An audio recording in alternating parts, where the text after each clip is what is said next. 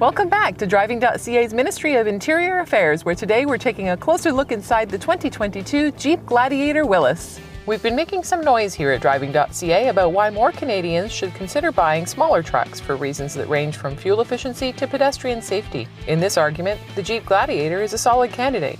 It's a mid-sized truck with up to 7,650 pounds of towing capacity, up to 1,700 pounds of payload capacity, and a 4x4 system that can tackle the worst that Canadian weather and terrain can throw at it.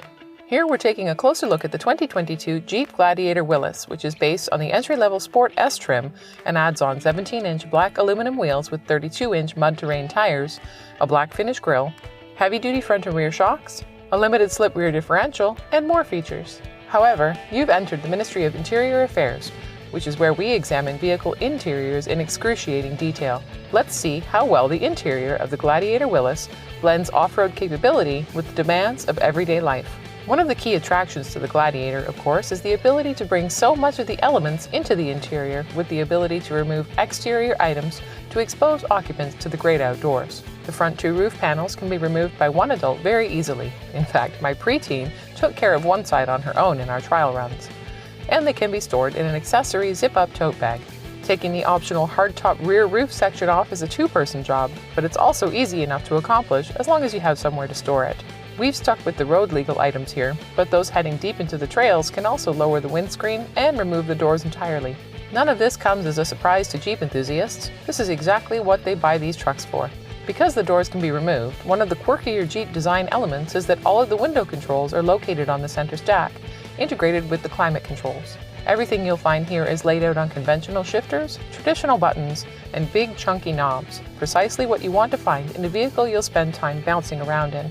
Heated front seats and a heated steering wheel are equipped on this tester, but this requires paying $700 extra for the cold weather group package on several Gladiator trims. There are two cup holders in the center console and a deep center bin with an integrated USB-A port to go with the USB-A, USB-C, 12-volt outlet, and auxiliary input integrated into the center stack.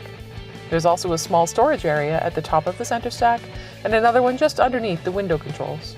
Apart from the glove box, this is the extent of the front row storage. The doors are kept flat for easy removal, so small elasticized nuts are all you have to work with there. The Gladiator's seating position is very high, though the plethora of well-positioned grab handles makes it less challenging to get in and out than some similarly proportioned vehicles. The seats are upholstered in cloth, and it does seem surprising to see fully manual seat adjustment in a vehicle that's pushing $70,000 as tested.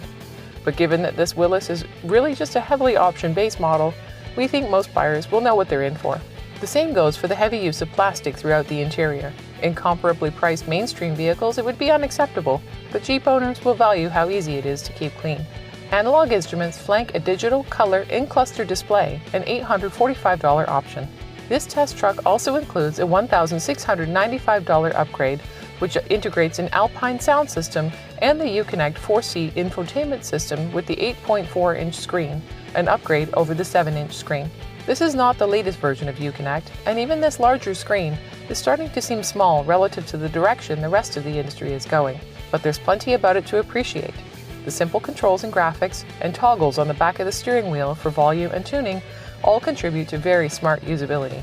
Apple CarPlay and Android Auto connectivity is standard, though both require you to plug in. This makes the lack of a wireless phone charger easier to live with.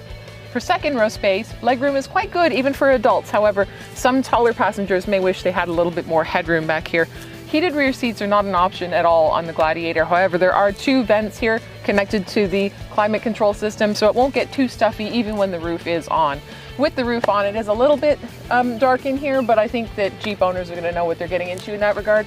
The hardtop comes with a manual sliding rear window, so that helps with some airflow as well. Pockets on the backs of the seats and in the doors.